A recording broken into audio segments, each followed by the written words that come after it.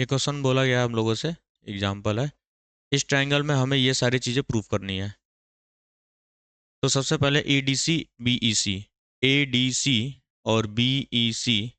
इन दोनों को मैं बाहर निकाल लेता हूँ। क्वेश्चन में दिया गया है दिस इज 90 डिग्री, क्वेश्चन में ये बात दी गई है। और ये एक लाइन है जो कि पैरेलल नहीं है, ये बस ये 90 डिग्री दिया गया क्वेश्चन में।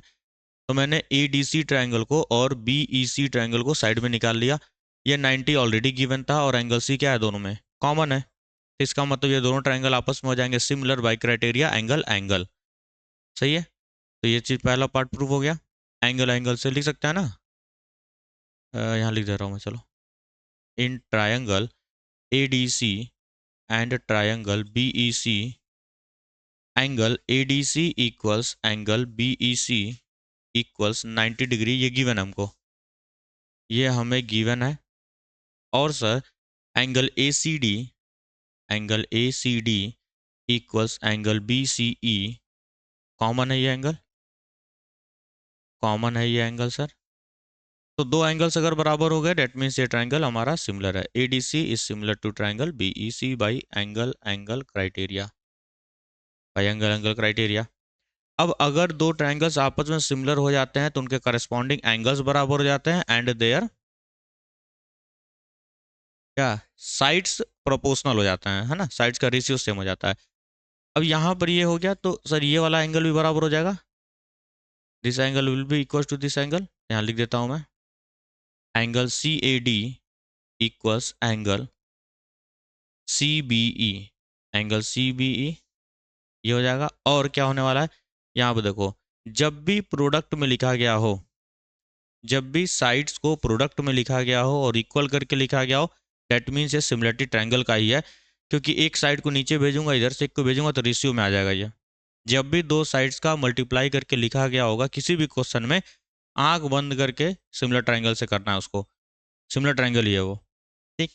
तो यहाँ पे थोड़ा सा मैं देख लेता हूँ, सी ए के नीचे मान लेता हूँ सी बी आएगा और सी डी के नीचे सी ई आएगा। सी ए और सी बी कहाँ पर है, सी ए ये रहा, सी बी यहाँ रहा, सही है। और सी ई यहाँ पर है, सी डी भी यहाँ पर है, मतलब इसी ट्रायंगल का रेशियो लेंगे तो यहाँ पर आ जाएगा। तो मैं रेशियो ले रहा हूँ यहाँ से। हमको पता है अगर दो ट्रायंगल आपस में सिमिलर हो जाते हैं तो उनके करस्पॉन्डिंग साइड्स का रेशियो भी बराबर हो जाता है। तो यहाँ पे सिंगल एंगल के सामने ये क्या लेना हमको, ये लेना है ना सी ए। तो सी ए किसके सामने, 90 के सामने, 90 के सामने है सी ए, अपॉन में इस ट्रायंगल में 90 के सामने कौन है, सी बी, इक्वल्स, और क्या लेना था हमको, ये लेना है। तो डबल एंगल के सामने कौन है, सी डी, अपॉन में यहाँ डबल एंगल के सामने कौन है, सी ई है। हमेशा क्या करो, एक एंगल को पकड़ो उसके सामने का लिखो, फिर दूसरे ट्रायंगल में उसी एंगल के सामने, फिर इस एंगल के सामने, फिर दूसरे ट्रायंगल में उस एंगल के सामने, इस तरह से लिखोगे कभी आंसर गलत होने वाला नहीं है। अब यहाँ पे क्रॉस मल्टीप्लाई कर दें अगर हम लोग तो ये हो जाएगा C A multiplied by C E equals C B multiplied by C D. Second part भी प्रूव हो गया हमारा। देखो, ये रहा पहला पार्ट, ये रहा हमारा सेकंड पार्ट। पहला पार्ट हो गया, सेकंड पार्ट हो गया। अब थर्ड पार्ट में क्या बोला गया, ट्रायंगल ए बी सी और ट्रायंगल डी ई सी दोनों को सिमिलर दिखाना है मुझे। ट्रायंगल ए बी सी ये पूरा, और ट्रायंगल डी ई सी ये छोटा वाला।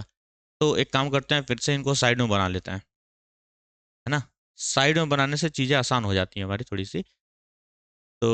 सबसे पहले मैं बना लेता हूँ मैं ट्रायंगल, ऐसा कुछ है और ये थोड़ा सा टिल्ट है लाइन, पैरेलल नहीं है। तो ये हमारा सी हो गया, ये हमारा ई हो गया, ये हमारा डी हो गया, ये वाला ट्रायंगल। और ए बी सी का मतलब कंप्लीट ट्रायंगल है, ए बी सी का मतलब ये कंप्लीट ट्रायंगल। यहाँ पर है ए, यहाँ पर है बी, यहाँ पर है सी। अगेन देखो सी एंगल क्या है, कॉमन है। और कोई एक एंगल अगर हम दिखा दें या साइड का रेशियो दिखा दें तो मेरा काम बन जाएगा,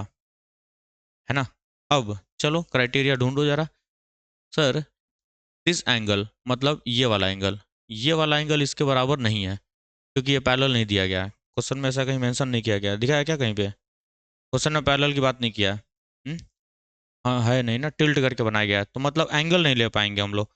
तो अब साइड का रेशियो जरा देखते हैं कि किसी तरीके से मैं क्या सी ई बाई ए सी और C D by C B prove कर सकता हूँ क्या, कहीं से हम लोग ऐसा प्रूव कर सकते हैं। इसी रेशियो को जरा ध्यान से देखो, क्या चाहिए हमको, सी ई चाहिए ना, और उसके नीचे क्या चाहिए, ए सी चाहिए हमको, चाहिए ना। ए सी हो जाए चाहे बी सी हो जाए, सीई के नीचे या तो AC हो जाए या तो AB हो जाए, AC AB में से कोई एक हो जाए, और CD के नीचे जो बचा हुआ फिर होगा, और उन दोनों के बीच में फंसा हुआ एंगल मतलब साइड एंगल साइड हम लोग कर सकते हैं, है ना। तो अब यहाँ पर देखो जरा क्या क्या चीज़ चाहिए। तो CE चाहिए मुझे, और सीई में अगर मैं DB जोड़ता हूँ, कहाँ गया, सीई में AE जोड़ेंगे तो AC मिल जाएगा हमको। अब यहाँ से किसी तरीके से AE लेकर के आना है मुझे, AE लेकर के आना है, कहाँ से आएगा वो, इसमें जरा सा सोचो, सोचने पे हो जाएगा थोड़ा सा। अरे इसी से हो जाएगा, यहाँ दिख तो रहा है, ये रेशियो दिख रहा है ना, इसी को क्रॉस मल्टीप्लाई करो तो जरा, CE बाई CB कर लेते हैं, CE बाई CB कर लेते हैं, इसी को क्रॉस में इधर किया, इसको नीचे भेज दिया, यहाँ से क्या हो जाएगा, CD बाई CA या AC जो भी बोलो। अब देखो यहाँ पे CE बाई CB, ये रहा C, और CB कहाँ पर है, ये रहा, है ना, और CD कहाँ पर है, ये रहा, और CA कहाँ पर है, ये रहा, और इन दोनों के बीच का एंगल बराबर है हमारे पास, तो साइड एंगल साइड से हो जाएगा सिमिलर, ठीक, ये हो गया। And angle ECD equals angle, देखो ECD गए तो इधर से BCA आएंगे, एंगल BCA कॉमन है ये हमारा, बताती समझ में, समझ में आ रहा होगा, इसी इसी से लेकर के चले हम लोग, क्रॉस मल्टीप्लाई कर दिया, क्या हो गया, side angle side, side angle side, therefore triangle ECD is similar to triangle, देखो ध्यान से, E से C गया हूँ, C से D आया हूँ, तो इधर B से C जाएंगे और A आएंगे, क्यों, क्योंकि इसका प्रोपोर्शनल ये है, तो क्या लिखेंगे, BCA, किससे, साइड एंगल साइड से। अब ये वाला भी हमारा प्रूव हो चुका है, सही है ना, कौन सा, हाँ, अब नीचे वाला करना है ना, CDAB कहाँ दिख रहा है, CD ये रहा, AB कहाँ है, ये रहा, और क्या है, CA, CA कहाँ पर है, ये रहा, और DE कहाँ पर है, ये रहा। तो अब चलो इसमें लिखते हैं फिर, तो इस एंगल 90 के सामने कौन लिखा गया है, DE लिखा गया है, अपॉन में, सॉरी, सिंगल एंगल के सामने D लिखा गया, तो यहाँ सिंगल एंगल के सामने कौन है, AB है, तो लिखो AB यहाँ पे, इक्वल्स, अच्छा, हाँ ठीक है, और उसके बाद से क्या चाहिए, देखो यहाँ पे क्या क्या लिख दिया हमने, DE लिख लिया और AB लिख लिया, CD या CA चाहिए हमको, CD कहाँ पर है? ये रहा, इसके सामने, ये वाला जो है E के सामने CD लिखा गया, तो लिखो यहाँ पे CD अपॉन में, इस A के बराबर कौन सा एंगल था, B था, तो यहाँ क्या लिखेंगे, AC लिखेंगे कि नहीं, देखो इसके बराबर ये था ना,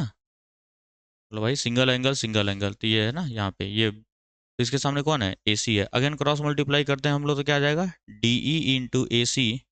इक्वल्स AB इंटू CD, ये प्रूव करना है, देख लो, DE इंटू AC और equals to AB into CD, हो गया प्रूफ, आसान था, ट्रायंगल को अलग कर लिया करो बस। चलो, तो कौन सा है, टेस्ट योर सेल्फ का 12th क्वेश्चन है ना, इस क्वेश्चन में बोला गया है AD and CE are medians, कहा गया AD and CE are medians, median का मतलब क्या होता है, BD बराबर हो जाएगा DC के, मीडियन क्या करता है, साइड को बाइसेक्ट करता है, जिस भी साइड पे गिरेगा उसको बाइसेक्ट करेगा, और यहाँ से क्या पता चल गया, EF जो है वो EB के बराबर है, AE EB के बराबर है, क्यों, क्योंकि CE मीडियन है, जहाँ पे जाएगा बराबर इसमें बांटेगा, इधर का हिस्सा और इधर का हिस्सा,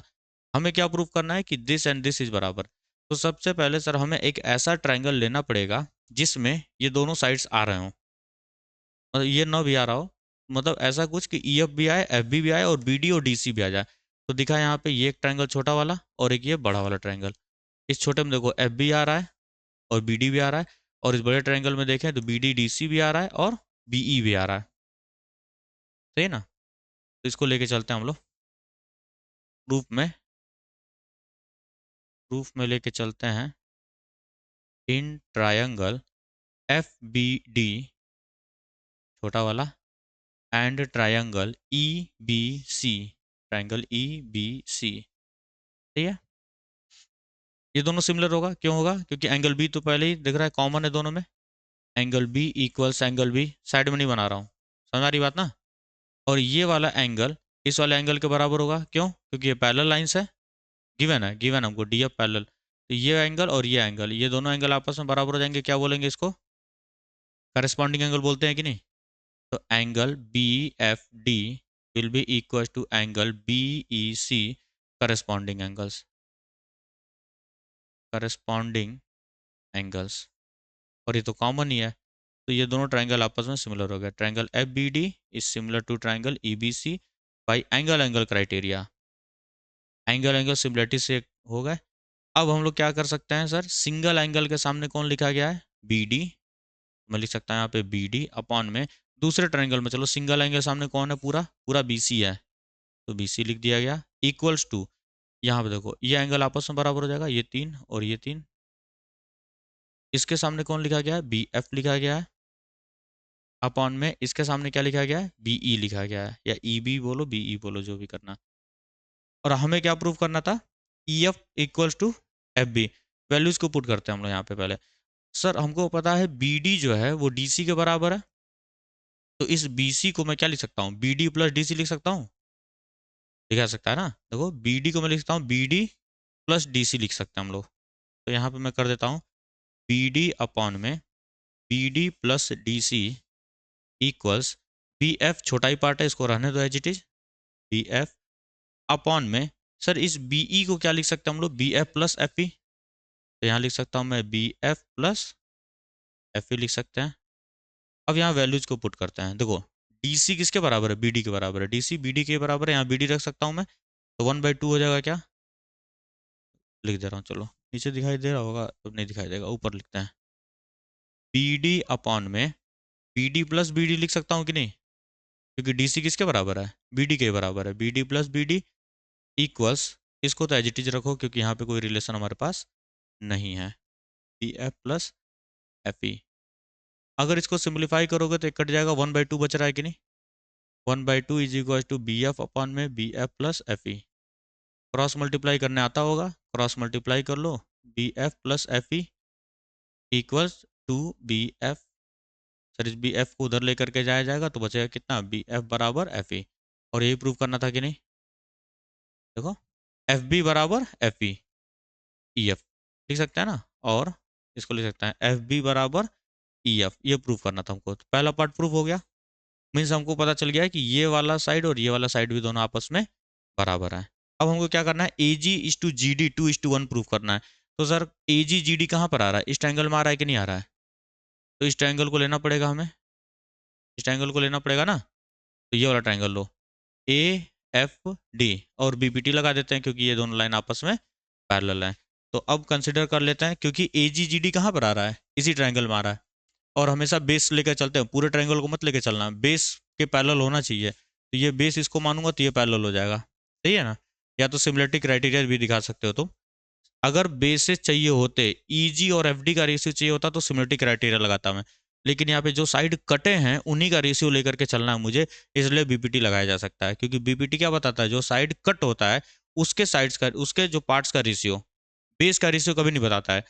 बीपीटी किसी भी ट्रायंगल में बेस का रेशियो नहीं बताएगा, तो यहाँ पर हमको सर साइड्स का ही रेशियो चाहिए, जो कटे हुए साइड्स हैं, इसलिए मैं क्या लेके चलूंगा, बेसिक प्रोपोर्शनैलिटी थ्योरम बीपीटी लेकर के चलेंगे हम लोग। तो अब लेके चलते हैं इन triangle A D F,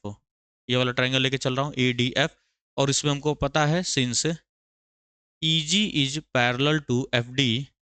there four by B P T, मैं क्या लिख सकता हूँ, ए ई बाई ई एफ लिख सकते हैं, बोलो भाई, लिख सकते हैं ना, A E by E F is equal to A G by G D, तो A G by G D, और सर हमको पता है यहाँ से ए ई को और ई एफ को क्या लिखा जा सकता है, अब इसी में चेंज करना है हमको, इसको चेंज नहीं करेंगे क्योंकि ये तो निकालना ही है मुझे, बस इसको चेंज करते चलो, मैं ई एफ को क्या लिख सकता हूँ, ई एफ को हम लोग क्या लिख सकते हैं, हम लोग इसको लिख सकते हैं सर, ई एफ को लिख सकता हूँ मैं B E minus B F लिख सकता हूँ क्या, तो इससे कुछ आएगा, हम्म, अच्छा, वैसे भी देखो प्रूव हो ही गया है ना, ये कंप्लीट इस पूरे के बराबर है कि नहीं है, तो इसको अगर दो रेशियो मानता हूँ तो ये 1 और 1 में बटेगा, ठीक, चलो देख लेते हैं यहाँ पे, मैं यहाँ पे एक चीज़ पहले लिख देता हूँ कि कंप्लीट लेंथ जो ए बी है, कंप्लीट लेंथ जो ए बी है उसको मैं क्या लिख सकता हूँ, ए ई प्लस ई बी लिख सकता हूँ कि नहीं, बोलो, देखो ए ई प्लस ई बी लिख सकता हूँ, पूरे लेंथ को ए बी को। और ए ई बी को क्या लिख सकता हूँ मैं, E F plus F B लिख सकता हूँ। इसको बस कन्वर्ट कर लेते हैं थोड़ा सा, plus E F plus E B लिख सकता हूँ कि नहीं, E F plus F B लिखा सकता है। A E plus E F plus F B लिख सकता हूँ कि नहीं, कंप्लीट लेंथ को मैं, वही बस मैं कन्वर्ट कर रहा हूँ यहाँ पे। अब हम लोग यहाँ से क्या कर लेते हैं कि ए ई की वैल्यू को निकालते हैं हम लोग, ए ई बाई ई एफ का रेशियो को निकालना हमें, तो ई एफ को कन्वर्ट करते हैं हम ए ई के टर्म में, ई एफ को कन्वर्ट किया जाए ए ई के टर्म्स में, बस कन्वर्जन का है। देखो आंसर तो आ ही चुका है। अगर मैं इस रेशियो को 2 मान लेता हूँ तो ये भी पूरा कंप्लीट 2 होगा, तो 1 और 1 में बटेगा क्योंकि ये दोनों आपस में बराबर है, तो ये 2:1 आंसर तो आ ही चुका है। बस इसको लिखना कैसे है वो देख लिया जाए जरा, लिखने का तरीका बस देख रहे हैं हम लोग। तो हम लोग यहाँ पे कन्वर्ट कर लेते हैं जरा, कन्वर्ट करो तो इसको देखो कैसे कन्वर्ट किया जाएगा। चलो यहाँ देखो, यहाँ तक लिखे था ना, A E plus E F plus F B, मैं सबको ए ई और ई एफ में बना रहा हूँ। ए बी को मैं क्या लिख सकता हूँ, double of A E plus E B लिख सकते हैं, और ई बी हमारा ए ई के बराबर है, ई बी हमारा ए ई के भी बराबर है, तो मैं यहाँ पे क्या लिख सकता हूँ, ए ई प्लस ए ई, तो 2 ए ई हो जाएगा। और यहाँ पे ए ई था, ई एफ और एफ बी दोनों आपस में बराबर है, यहाँ निकाला हम लोगों ने, तो इसको 2 ई एफ लिख सकता हूँ। अब ए ई को इधर भेजूंगा तो ये कितना हो जाएगा, ए ई, और यहाँ 2 E F, A E by E F कितना हो जाएगा, 2/1। अब इसकी वैल्यू को उठा के यहाँ पे पुट कर दो, 2/1 is equal to A G by G D, और यही हमको प्रूफ करना था, A G is to G D is equal to 2:1। आगे बात समझ में, सबको एक ही टर्म में लेकर के आ गया वहाँ पे डिफाइन करने के लिए, बस इतना।